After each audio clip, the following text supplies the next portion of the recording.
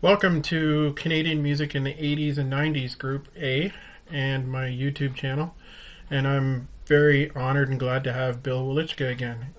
We did an interview about Stompin' Tom a while ago, and now I've got him on here because I really want his input from his Much Music days. Because I think they had a lot to do with Canadian music in the 80s and 90s.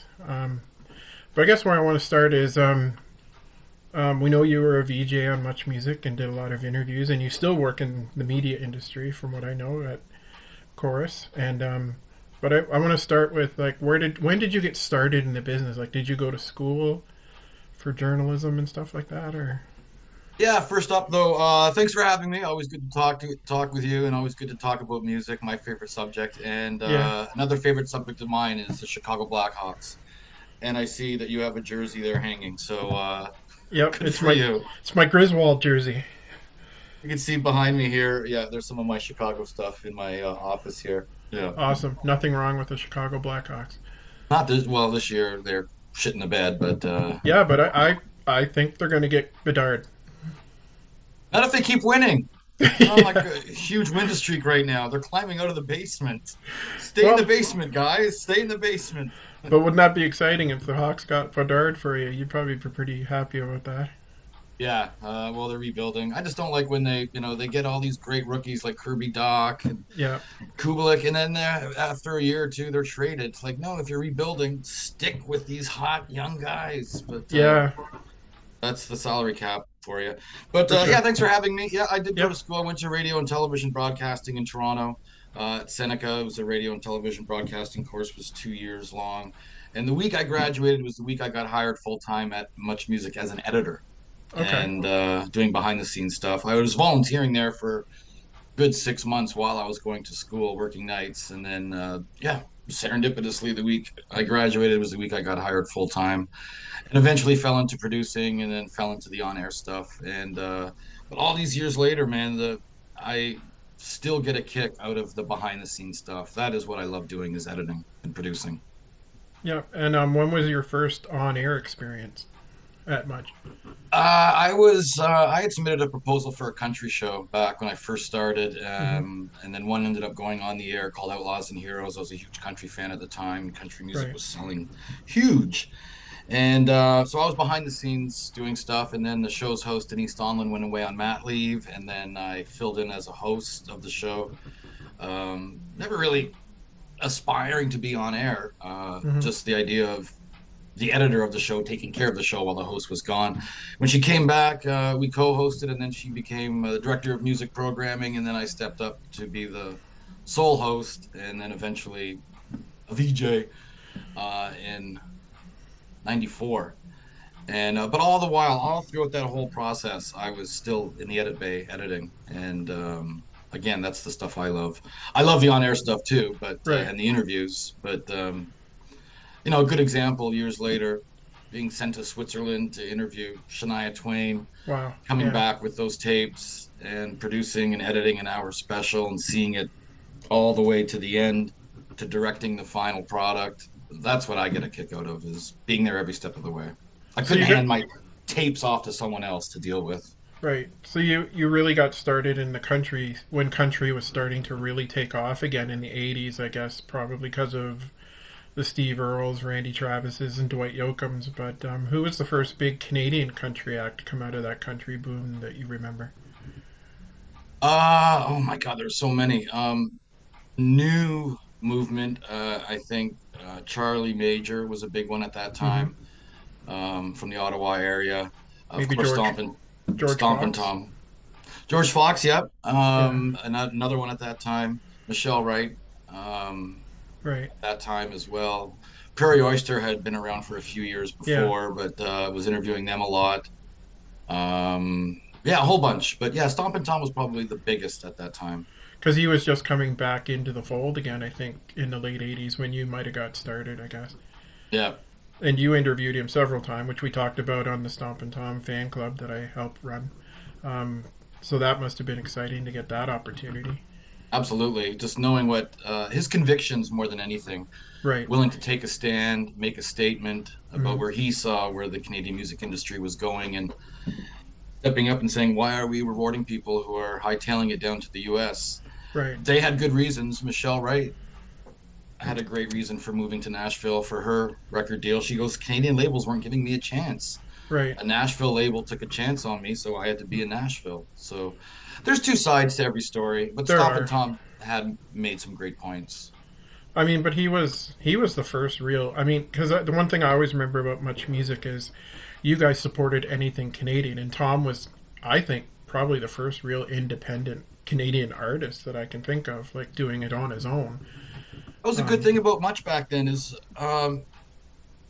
yeah, country music videos were ghettoized into Outlaws and Heroes, the country show, but Right. also during regular flow programming, country music was being played on Much, and that included Yeah. Margo's Cargo by Stompin' Tom.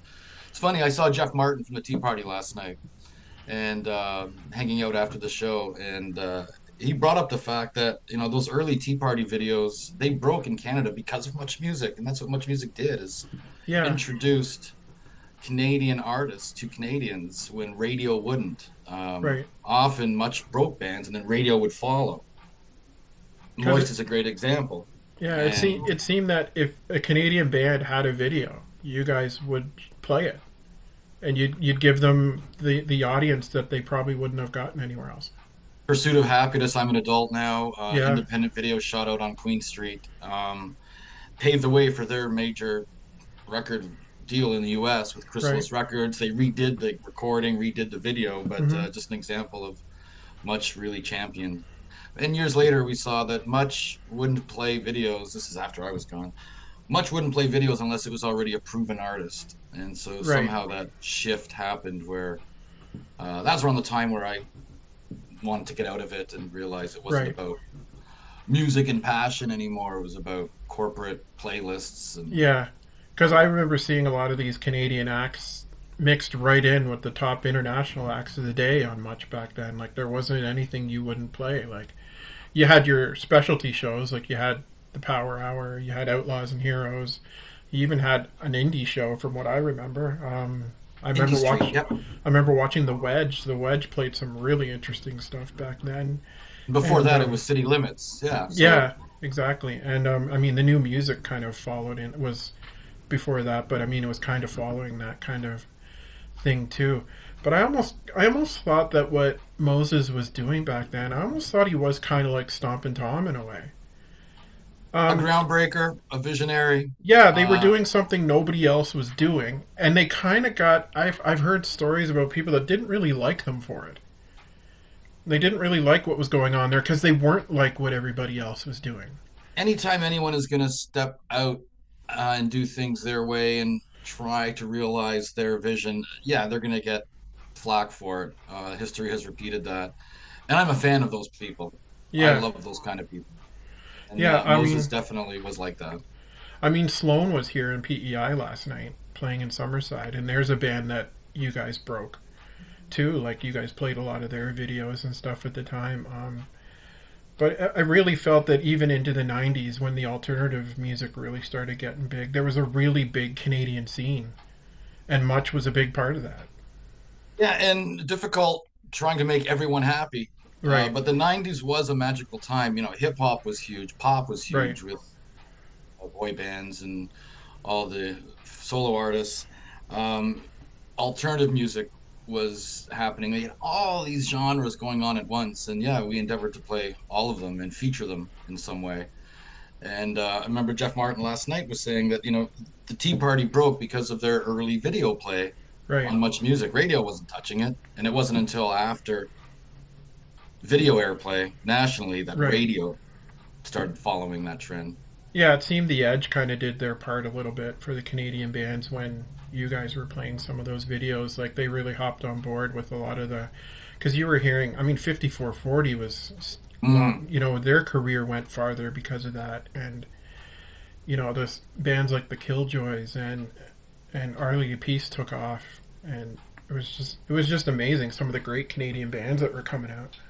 Well, there were times during the 90s where I thought Much focused too much on Toronto. And, you know, Yeah, everyone jokes Toronto thinks they're the center of the universe. yeah, But yeah, regionally, things were going on all over the place. hmm Northern Pikes out of Winnipeg, A bunch of Vancouver acts led by 5440, of course. Right. The East Coast had Sloan. Quebec had a bunch of artists coming out as well, of course. Yeah. Anything out of Ontario. Um, and to stay on top of that, if you're going to call yourself the nation's music station, you got to represent the West Coast and the East Coast. Susan Gluckhart from the other Right. northern coast too. So Yeah, you guys yeah, really did cover it all. Like I like the way you used to have much east, much west, yep. and every once in a Len while, like, yeah. out of the East Coast too. And then there was well, even a band like the Watchmen. I was always you guys really gave them a lot of airplay, and I thought they were one of the better bands that came out of Canada in the '90s. And you guys had them. I think you had them on Snow Job or something, or you guys had them all Winnipeg. on those. When you Yeah, guys from used to Winnipeg. go out and actually show live music too, like you used to do the snow jobs and the spring breaks, and those were amazing times. I mentioned who did I mention that was out of Winnipeg? I think I might be wrong. Northern Pikes. Were they from? Saskatchewan, I They think. were from Saskatchewan. Okay, Yeah, the Watchmen were from Winnipeg, I from think. Winnipeg.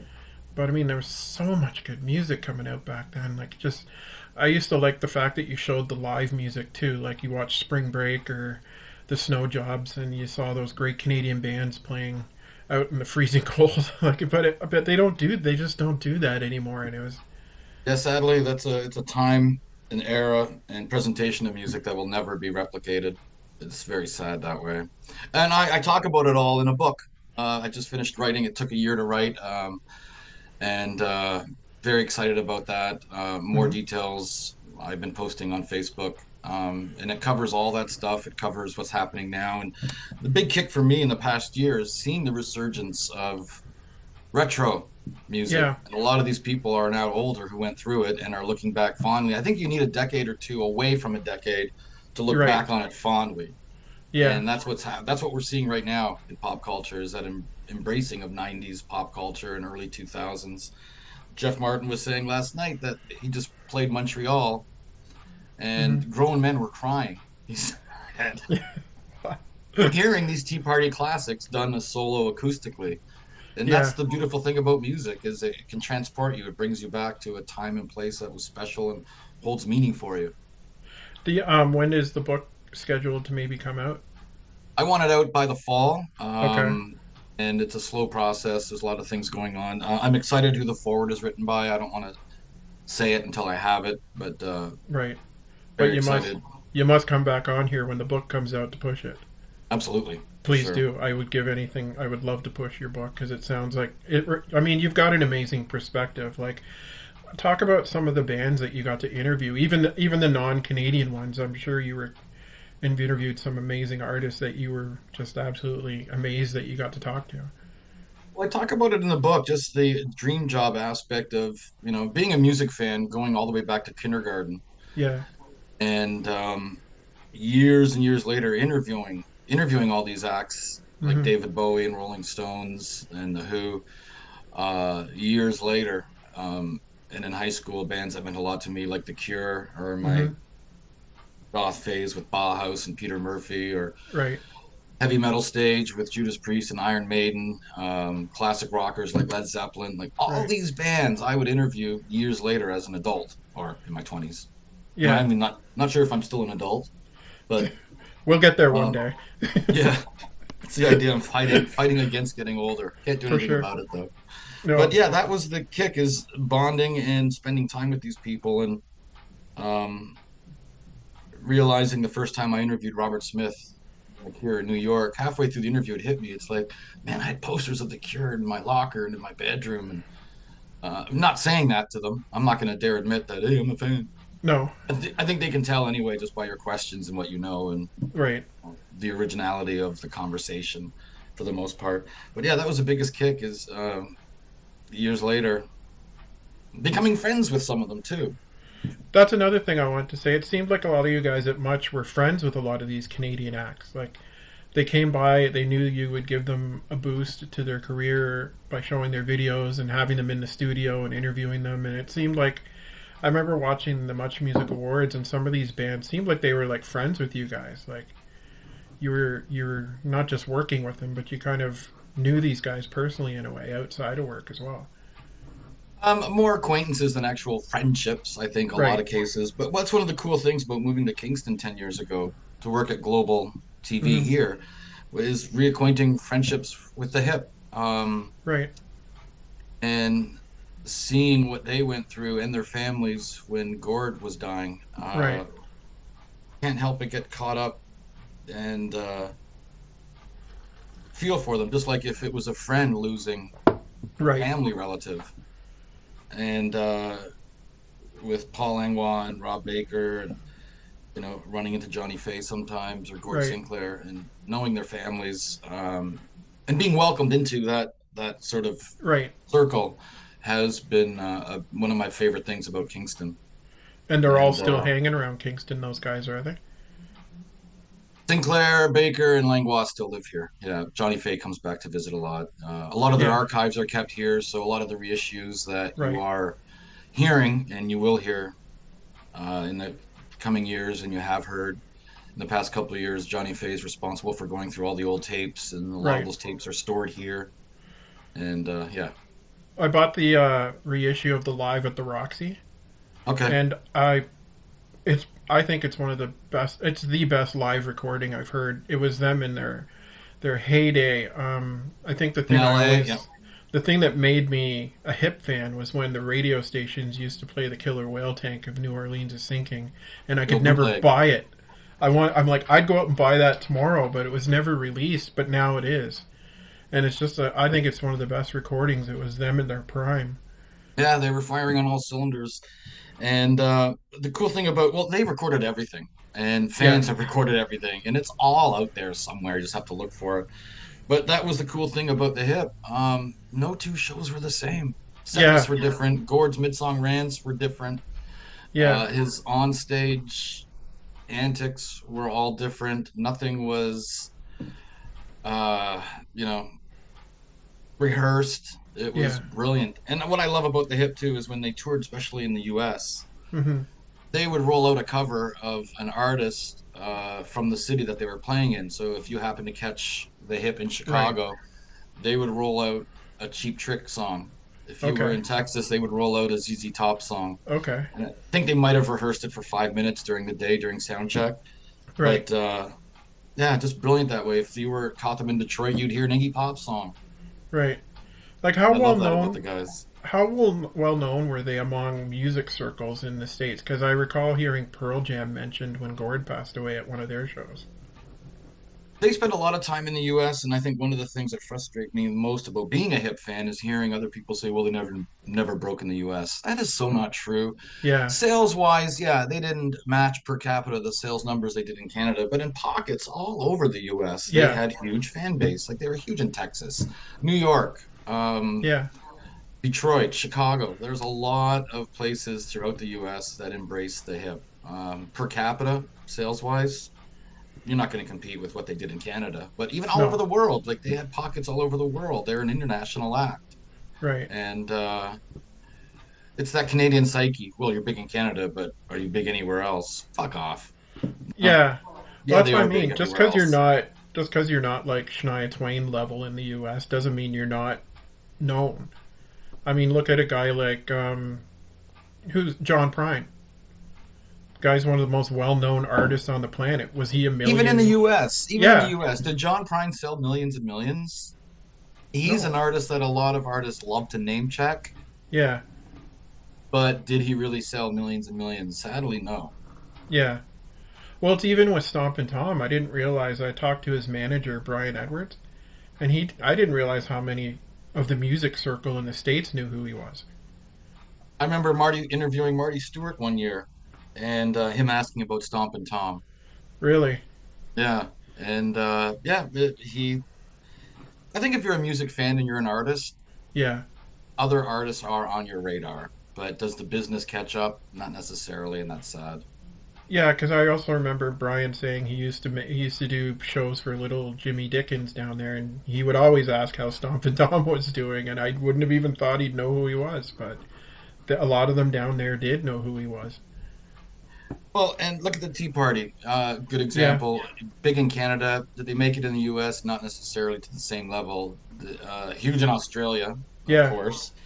Um, but I remember interviewing Jimmy Page in New York City, and after the interview, he asked how Jeff was Really? because he knew that Tea Party were from Canada. And Right.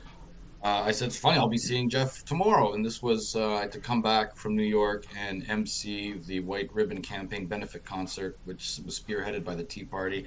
And I Right. remember saying to Jeff Martin 2 days later, Jimmy Page was asking about you, and he was like, "What? Where? When? How? What did he say?" That's awesome. Like, So yeah, even a band like the Tea Party, they're on people's radar, but um, sales figures did it follow? Not necessarily, but who cares? really, I agree with that totally. One question I wanted to follow up with you from the Tom group that I'm on. I asked you if any of the hip knew Stompin' Tom at all. Did you find out that answer for me? I never did. Oh, okay. No, I remember That's you asking me that, and I never did. I didn't know if they'd ever met or crossed paths. I think the Tea Party did, as they were on the same label as Tom. Capital, yeah, Yeah, I that's think right. they're on the same label. Because I interview a fellow once in a while, David McMillan. He used to be a promotions guy at EMI Capital. Okay, a guy with the beard, I remember him. Yeah, and he worked with the Tea Party as well as I Mother Earth. Tom was his biggest client apparently, Mm. and he got that job specifically when he got hired from Dean Cameron because he asked Dean Cameron how they got Stompin' Tom out of retirement. So just because he asked the question, he got Tom when he first started working for them. You But I mentioned mean, those names. Tom Cochran, too, from Capital at that time. right? Another Dean Cameron push.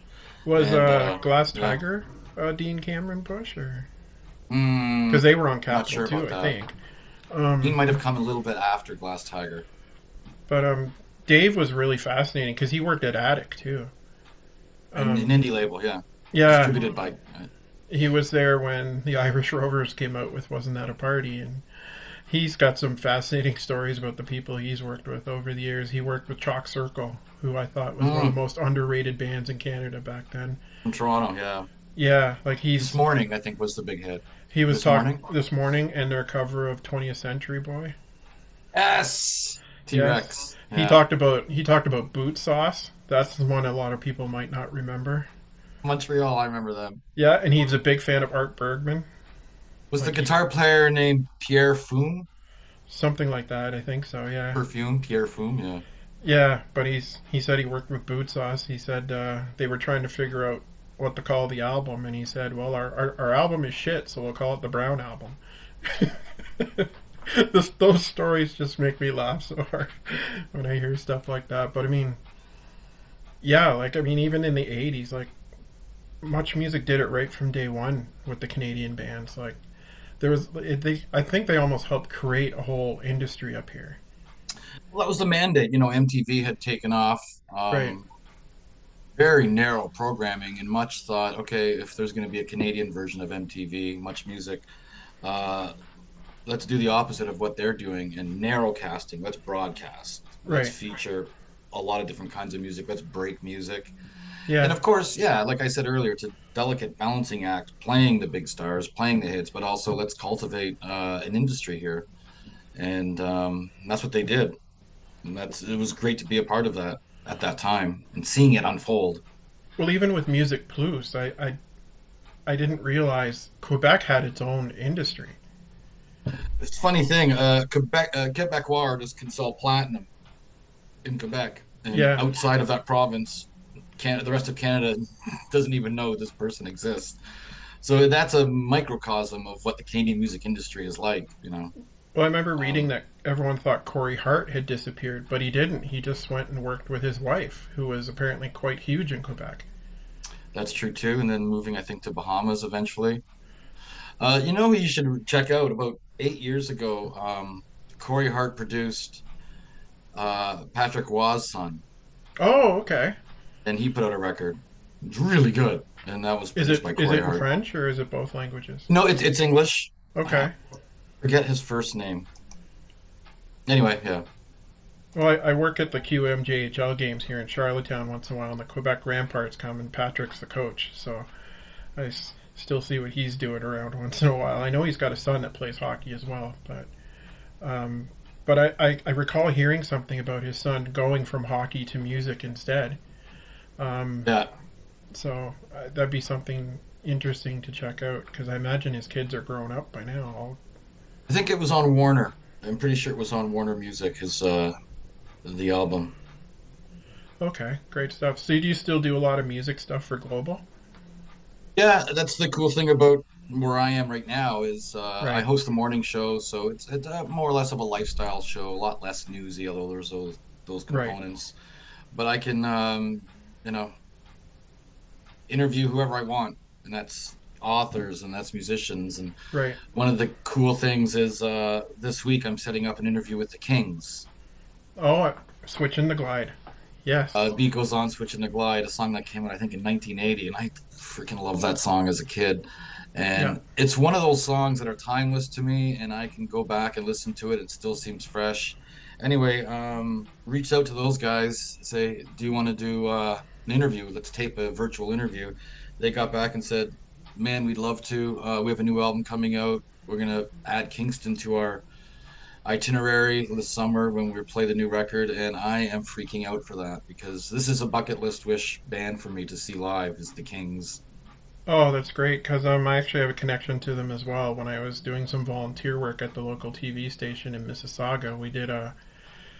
They recorded a song after September 11th at Metalwork Studio, and we were there Hmm. covering it, and the Kings were on it, and we got to shoot an interview with, I guess the guitar player, Mr. Zero or something like that. I think that's his name, Yeah, and Zero. and the singer. And they were really nice Dave. guys, and they were amazing guys to talk to. And I saw them later a few years ago when I was still living in Ontario. I don't know if you know of there's an Oakville festival every year, and it's amazing the Canadian bands you got to see for free down there. I mean, one night it was Kim Mitchell and Honeymoon Suite, Hmm. and then the night before it was the Kings and Loverboy. Like, Wow. I would have killed to see those bands back when I was not old enough to get into bars and stuff like that to see them, but to see them now is still pretty incredible. Well, if this Kings album comes off and this tour happens, I really want this band to be put at the forefront again of to me one of those bands that never really achieved the acclaim that Right, they should have. right. And if anyone's watching right now and doesn't know who we're talking about, just go to YouTube, The Kings, Beat Goes On, Switching to Glide. You know the song. You know It's the song, and yeah, it's timeless. And when I need a boost, if I'm at work and I just need to hear music, I'll go to YouTube and put that yeah, on. yeah, Everyone for around me sure. go, oh, there's Bill playing the Kings again, and I'm standing up and air guitaring to it. Well, the thing that got me started and fascinated with this was I started listening to a Stingray station on the app. It was all '90s Canadian music, like hit music from Canadian bands in the Yeah, '90s, and it really got me going on this whole kick. And it's like I wouldn't have heard of half of this music if it wasn't for much in your VJs back then. And I guess another question I wanted to get off track a little bit: do you still talk to some of the people you worked with at much, like some of the on-air hosts and producers? Steve Kersner I talk to sometimes, who was at the Hmm. Sock. Okay. Rick sometimes. Some of the behind the scenes people I became more friends with than the on air people. But it was interesting because Steve Anthony I talked to Hmm. um, last summer in Brantford. Hmm. It was a bit of a 90s throwback night the city held. Right. And they got a hold of myself, Steve Anthony, Tony, Master T, and Rick. Hmm. And it was a little bit of a reunion. And I had heard from so many people, talked to a lot of much music viewers that were there, and they said, "Man, those are the best times of my life. I grew up watching you. I miss those days." And I had the same response, "Man, I miss those days too." And thanks for being there. Thanks for watching. And those days meant a lot to me as well. Oh, well, I mean, I saw it in the work you did. Like, you were one of the guys that I really saw that you really were enjoying what you're doing. Like, it wasn't something you could just put on. It looked like you Thanks. really enjoyed what you were doing. You were glad to be there and excited to be there, and you were passionate about the music you were covering. Okay, And that sort of gets talked about in the book, Alan, is the idea of I was never the cute one. I was never the wacky one. I was never the political one. What you Right. see was what you got, and that was just a guy who loved music, who loved doing interviews, and hopefully that's what came across is and all kinds of music. I remember one of my favorite interviews was Public Enemy. Right. I freaking love Chuck D. I think one of the greatest hip hop artists ever. And interviewing them live on Much, and Right. then introducing a clip from the Beastie Boys talking about Public Enemy that I had just did an interview with Beastie Boys in New York and ran it a couple of days later during Right. that live Public Enemy interview. It was one of the greatest moments in television for me, and seeing like them watch this Beastie Boys clip talking about Public Enemy and then coming back live on the floor and there's them commenting on what the Beastie Boys just said about them. That's This all amazing. happened within like 3 days of each other. That'd be an amazing thing to just think about what you did there. Like that's amazing because you can't. The Beastie Boys would obviously be very very influenced by Public Enemy, and Public Enemy would be very happy with the way the Beastie Boys brought rap and hip hop to the forefront. And yeah, and Public Enemy's first tour, I think, was supporting the Beastie Boys. Right. And I remember in the interview with the Beastie Boys, it was all three of them asking, "Have you ever?" They were speaking glowingly about Chuck D and Public Enemy, and I said, "Have you ever told them that before?" And they said, "No, we haven't." I said, "Well, you just did, That's because amazing. that was the clip that we ran live for the Public Enemy interview where they saw that on the monitor as we were Wow. live." So That's yeah, that was amazing. a fun moment for sure. Goosebumps. And there was some good Canadian hip hop and R&B coming out at the time Good too. Like point. I mean, you had Maestro obviously really got it rolling. He was at that gig I was talking about last summer in Right. Brantford when we did this sort of 90s night. And talking to him, he was making fun of my hair back then. But yeah, it's just so cool to see all these people years later.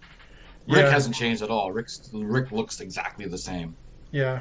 I was actually laughing. The one thing that really comes to mind is I was watching a documentary about Woodstock 99. Yeah, there was two of them. Yeah, came out Yeah. around the same time. I remember Much was there live on location, and I remember when things got out of hand, those guys were genuinely scared to be there. Like they looked genuinely like I really want to get out of here. Looks on their faces like Well, the weird thing for me about the Woodstock 99 is I covered Woodstock 94 as well. right, And it had its problems too. Nowhere near what right, Woodstock 99 dealt with, though.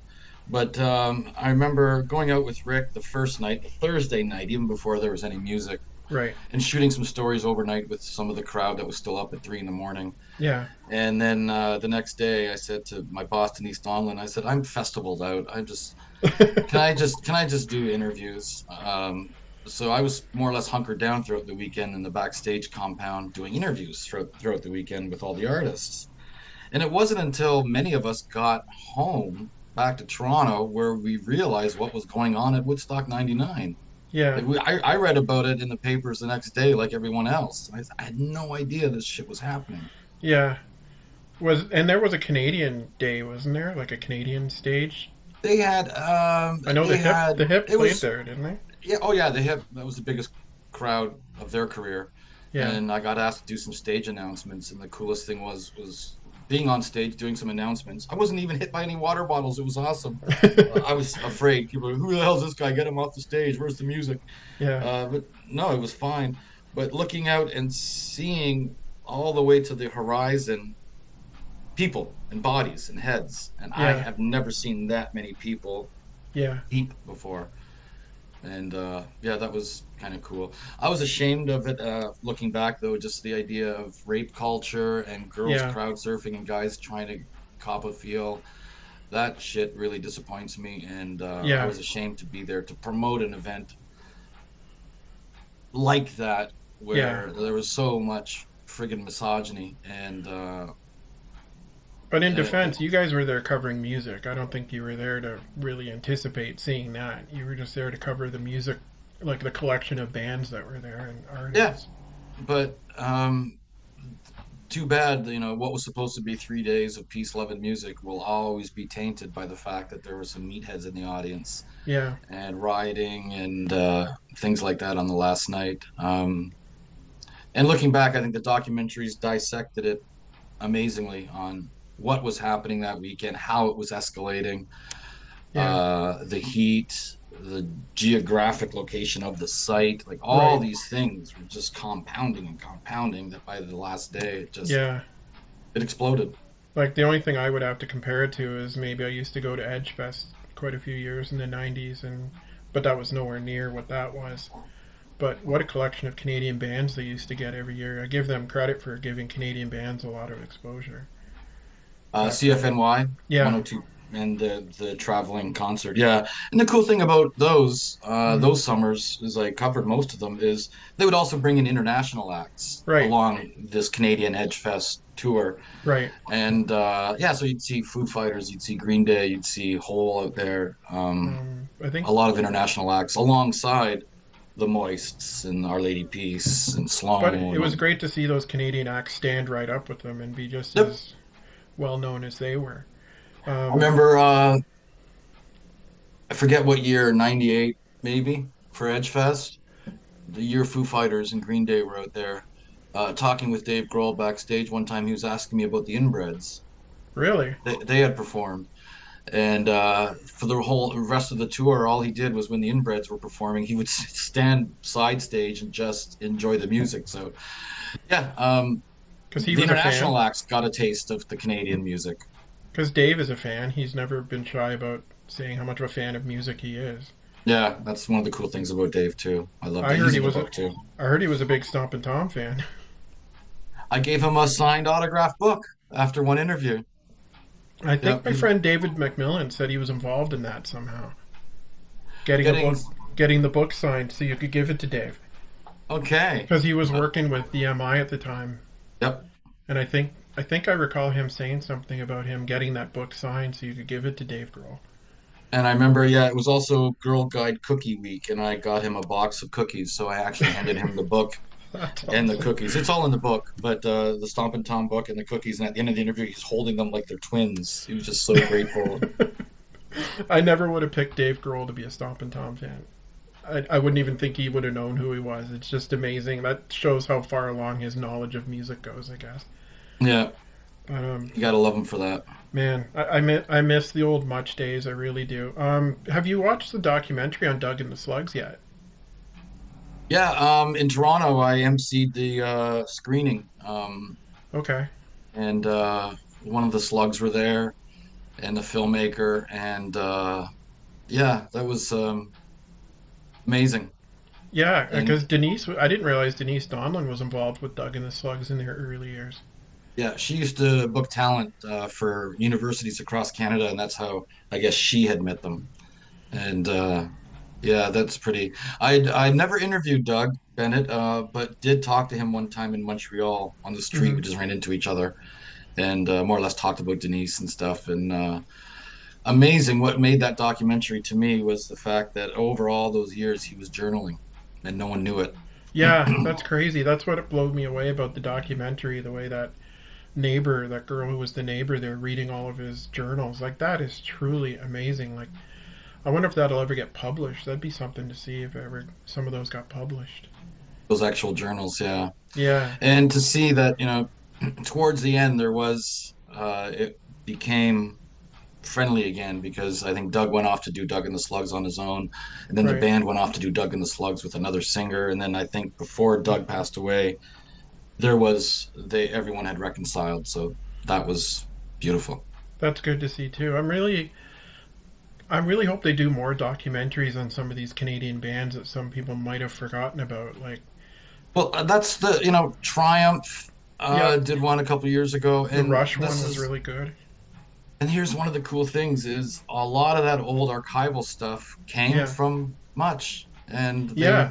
filmmakers acquired the licenses from Bell Media, which now owns that library. And don't forget, with City TV airing the new music way back in 1979, a lot Right. of those old interviews with like Iggy Pop and these classic interviews in the late 70s predated music television. And Right. they're in the library, somewhere archived. Hmm. Some of them, I know some of those old tapes were lost, sadly.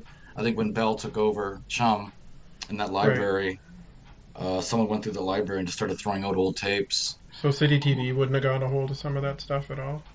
They sort of shared the library, Oh, but okay. luckily I'm seeing a lot of this old stuff on YouTube where someone will let me know, Facebook message me and say, "Oh, have you seen this interview?" And Right. somehow someone had saved it on VHS, digitized it, and put it up on YouTube. So I actually saw thank a God for video on Retro that. Ontario. Have you ever seen that channel? Yeah, There's a video of City TV talking about when they moved into 299 Queen West, which I thought was quite amazing to watch. from 99 Queen East. Yeah. No, the building, the Well, yeah, they moved. City TV went from 99 Queen Street East to yeah, 99. and then there was a thing about when they moved in there, like City TV was doing a half an hour long thing about moving into the new building, and I thought it was kind of neat. Someone Um, saved it, digitized it, and put it up there. Yeah. did you ever see the Spirit of the West documentary? Because they're my favorite band. No. It's on Bell. It's on Crave, I believe. Because there's three bands that I kind of lump together in Canada because they all stopped playing. The Hip, Spirit of the West, and Rush all stopped performing in the same year. Like, how tragic is that to lose three of, I think, the best Canadian bands out there because Yeah, of Neil Peart. sickness in their bands? Neil Peart. We lost him. I think the same brain cancer that Gord Downey had. Hmm. And then John from Spirit of the West, that was one of the saddest things I've ever seen. Like, Is that dementia? yeah, it was Alzheimer's. Alzheimer's. Like it hit him. Like there was a point where he wasn't remembering lyrics anymore, and he had to read off an iPad. And Well, it Gord was Sinclair just said it best about that last Hip tour, and he witnessed Gord get stronger as the tour went on. really, I think it was the music. I think it was the fans. It was the love I'm sure the band felt across Canada from the stage every night, where it buoyed him. It yeah. elevated him. That And last show though in Kingston, were you there at the last show? I was emceeing for the city, the Oh, okay. 20,000 people out at Market Square watching the big broadcast, watching the broadcast on a huge stage, a big, big, big screen. Yeah. Wow. I mean, what an event! Like we were driving back from PEI when we lived in Ontario. We were coming home from PEI, and we were hitting Kingston right about the time the concert was going to start, and we were really toying with trying to get downtown. But then we were dog tired. Like we had been driving straight overnight and stuff like that. So we said, if we leave now, if we keep going, we'll get home and watch it on TV for sure. There was a meme going around that week. Um, I laughed. What did it say? Sorry, world, Canada is closed tonight. Yeah, that's right Meaning too. everyone is just at home watching that live show. Well, we have a really good cover band here in PEI called Fabulously Rich. Mm. Um, they're a fabulous, tragically hip tribute band. Like every time they announce a show here, it's sold out in no time. They really do sound like the hip. Like it's scary how much. The lead singer is a artist coming out of PEI named Dennis Ellsworth. I don't know if you've heard of him. He's got a good solo career, but he's the singer for this band, and he does Gord very well. If you ever hear and get a chance to see them, I think you'll be blown away. But we sat in the back of the hall and didn't really see them, but when you heard them, they're as close as I've heard to the hip in ages. Well, Langlois has had an interesting year. He's just finished recording his third solo record Okay, at the Bathhouse here in Kingston, just outside of Kingston and Bath, Ontario. right. But last summer, he played the closing of the Canada Games Okay, in Niagara Falls. So he put a band together, great bunch of guys from Kingston, and so I was at one of the rehearsals, and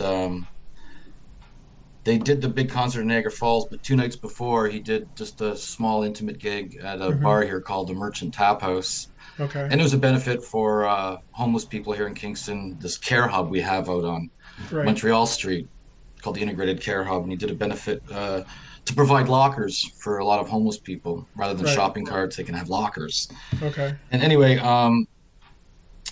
and then he did the Niagara Falls gig and came back, and I guess started working on the record. And that record should be done and available later this year. But it was good to see because in previous Paul Langlois solo tours, he never did the hip. really. And it was just awesome to see this crack band that he has collected, Right. doing hip covers, and of course the crowd is going ballistic, you know. And it's funny because one of Paul's best friends is a guy in Kingston here named Greg Ball, wicked Right. guitar player, amazing artist himself. He's got some solo records that Paul has Hmm. produced. But interesting that Paul Langlois singing these leads on some hip covers, and Right. there's Greg Ball covering Paul Langlois' guitar parts. Right. There's Paul Langlois up on stage playing lead, Rob Baker's parts. It was Right. funny to watch, and I felt sorry for Greg. Like there's his boss Well, on if you're stage with him, and then he's got to perfect those Paul Langlois songs while Paul's on stage with them. well, if you're ever talking to the guys, I mean, I'd love to chat with them sometime if I ever get a chance. Just to, I'd love to promote what they're doing now and talk to them about the old days. But I remember seeing them perform at the Junos with Feist Mm, in Massey last year. Hall before it was done, and I was thinking, no, you're never going to replace Gord. Obviously, he's just irreplaceable. But wouldn't it be neat to see the four guys play and have like a show with a bunch of singers filling in on hip songs? I wouldn't rule it out. It would have to be a special evening. It would have to Yeah, be special. It'd have to be big. yeah, But I wouldn't rule it out. And yeah, they've even said, you know, the hip is done. It yeah. has to be. No Gord Downey, Sure. no Tragically Hip. But there will be things coming out. But I tell you what, I am really excited about. Gord's brother Mike Hmm. is helming a documentary series that will be released Okay. in 2024 to Okay. coincide with the hip's 40th anniversary. My math is Oh, correct. wow. And he is uncovering footage that the band hasn't even seen, early days from here in Really? Kingston at the Manor, and uncovering things that. So he's done, you know, interviews with band insiders, with the band, looking at this 40th anniversary. So that'll be released next year, and it's going to be amazing. Oh, that's And something to look forward to for sure. stuff that he's told me that he's uncovered, it's pretty amazing that the band hasn't even seen. Would they have any old footage of some of their horseshoe shows? Probably that he didn't bring up specifically. He did bring Right. up an old film project Gord did in university Yeah. of an early hip video that was never released. It was never completed, but he found the masters, him and his brother Patrick, in their brother's locker after he passed away. Found these old films, had them digitized, and the long lost mysterious music video from the Tragically Hip from the early days Right. was found. And so I'm Really? sure we'll see that footage. Yeah. We'll have to find a picture that I have somewhere. I'll send it to you at some point. I used to work camera at the Mississauga Ice Dog games, and the Hip were the first band to ever play at the Hershey Center when it Wow. opened. And there's a picture of Gord in a Mississauga Ice Dogs jersey with Don Cherry. Would that have been 2000, 99 maybe? 99. 99, okay. I wish I could pull that picture down somewhere. I have a Hershey Center opening picture that's framed, and it has a pass from the first game and the two tickets from the Hip show. Hmm. I'll send you a picture of that for sure. You might get a kick out of that. I saw Um, the Goo Goo Dolls there and interviewed them about a year after it opened up. yeah, and Green Day played there once. Yeah. That was something to see.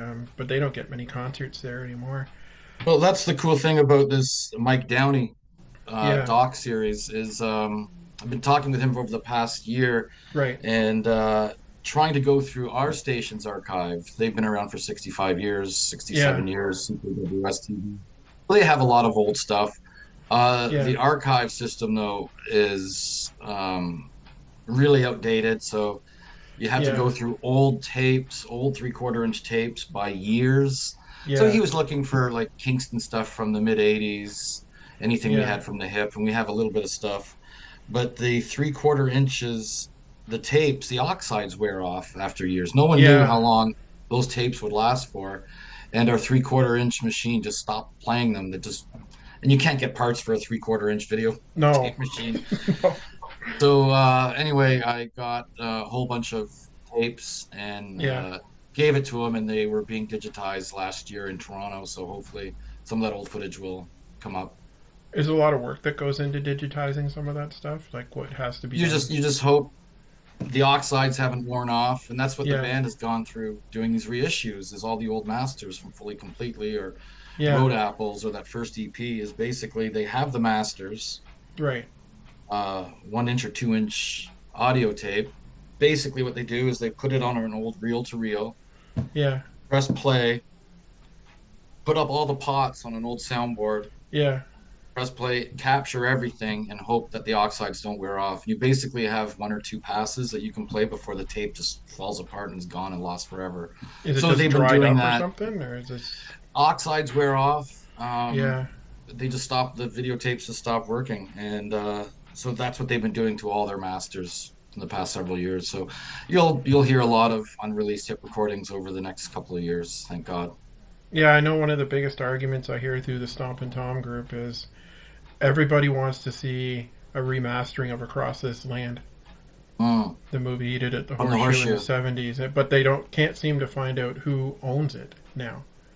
Hmm. I remember City played it constantly back in the late '80s and early '90s. It was on City TV, great movies all the time. So I don't know who has it now, or Someone has put up all that footage on YouTube, I'm sure. All that it stuff's out is. there. The whole movie's on YouTube. It's not the best of quality, but I guess everybody's saying they want to see it remastered or put up on some kind of streaming service or something like that. But I imagine it would cost a lot to remaster that stuff. I don't know, but yeah, digitizing a bitch. I sort of went through it myself. I didn't save everything from much, of course. Yeah, Some things I might have saved on VHS. yeah, And about 10 years ago, I transferred them all to DVD and eventually okay, digitized some of them for my YouTube channel. I wish I had way more, but there's still a lot out there on YouTube. And yeah, realizing during the process that as you're doing it, it's like, thank God this stuff I had, even on VHS, right, because even oxides on VHS tapes wear out after.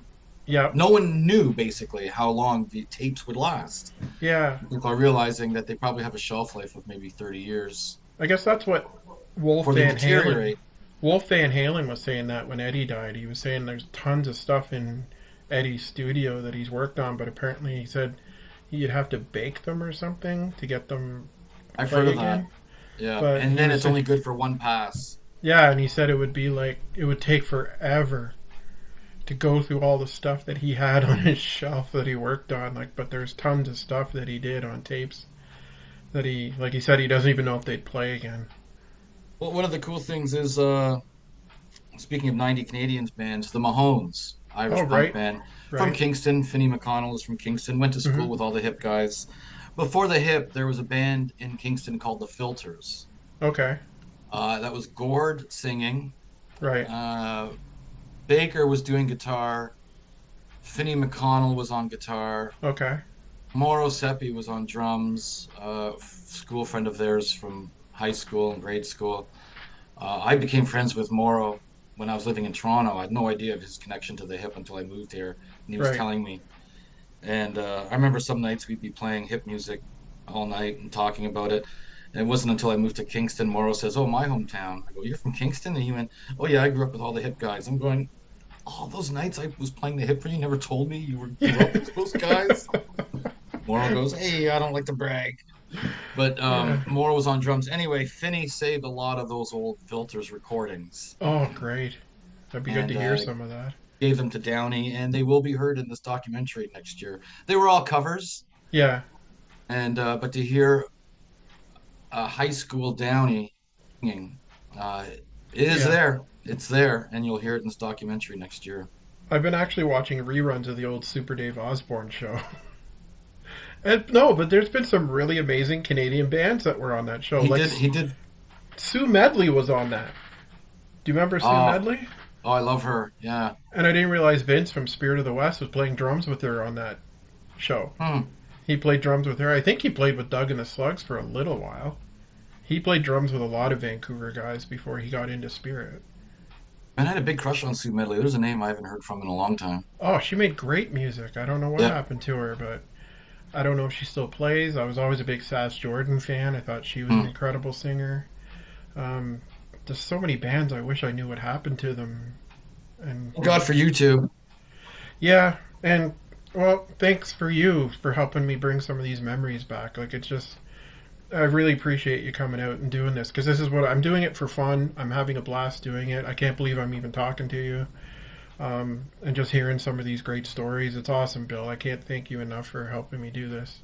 Thank you. It's my favorite subject, and always have time for people who music as much as I do and share an affinity for the acts that I love. I talk about this in the book, how Yeah, has such a way of healing people. It brings people together.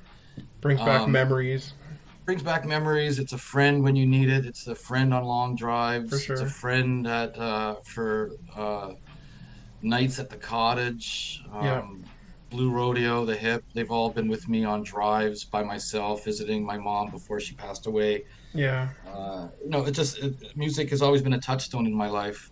It got me through high school. It got me through many difficult times. yeah. And going to see a live show, Melissa Oftamar and I talk about this in the book, how I'd interviewed her with Courtney Love Hmm. when she was in Hole. And then 6 months later, I ran into her at a Cure show in Toronto, and I had lost my friend. She had lost her friend. So we were just sort of hanging out on the floor. Right, And I wouldn't consider her a close friend. I'd consider Melissa Oftamar maybe a passing acquaintance. But right, we were hanging out at the Cure show together, and I started thinking then, and I talk about this in the book, how that live music experience, you can be right. surrounded by 10,000 strangers and And still yeah, feel a bond with them and still feel the joy of live music among strangers, and people are high-fiving each other or hugging each other. And that's what right. music does. It brings people together and it elevates you, and it's there Hmm. to be a friend. And so I've always lived my life like that, and I could tell you share that passion too. So good for you, bud. I do. I love it, and I like I said, the reason I started with the Stomp and Tom group is because we want to keep him alive, like his memory and his music Awesome. alive. And I'm thinking the same way with some of these Canadian artists from the '80s and '90s. I want to do the same thing because I'm very passionate about it and I love it. I don't get paid for this. I don't know if it'll ever go anywhere. If it does, You're not great. paying me to do this? No. Oh man, I gotta go. I gotta log off. Sorry, bud. I got stuff to do. I'm just kidding. That's a good one. I like that. Well, I always laugh at that. Do you remember that Geddy Lee with Bob and Doug McKenzie? Straight take Um, off when they yeah. go, did our lawyer call you? And he goes, oh yeah, $10 is $10, you know? I forgot about that line. That one always made me laugh. That's pretty much, Rush is another band that brings back memories for me. I know my fiance, Amanda, Rush came on the radio yesterday or this week, and I was driving. She goes, "Oh, how do people like this song?" And I just laughed, and I go, "You've never been to a Rush show where you look no. around and you see 20,000 people air drumming and Yeah, playing air yeah, guitar." for And sure. again, it's that communal love of music at a live concert. And I love Rush and loved them in high school, but really actually became a big fan of Rush after interviewing the guys many times, to Yeah, the point where Alex or Getty, Bill come up, there's a hug and a kiss, and yeah. um, I love that. Yeah, Has she watched the documentary Beyond the Lighted Stage? That might I make don't her, think, I if she no, I don't. watches that, she'll appreciate them. I hope so. Not just, Amanda, do you like Rush? Do you like Rush? Upstairs. no, if she watched that documentary, she might get a better respect for them. She might not like their music, but she'd respect their story You have to. because of Yeah. what they went through. You know, when they almost got dropped by their label, and then they were told to do something more commercial, and they came out with 2112. Oh, And that's funny. Yeah, one of my favorite experiences is finding out on their R30 DVD. yeah, One of my interviews is the uncut, unedited interview as an extra. This is right. really cool. To open Oh, up a Rush package and I see my name on there.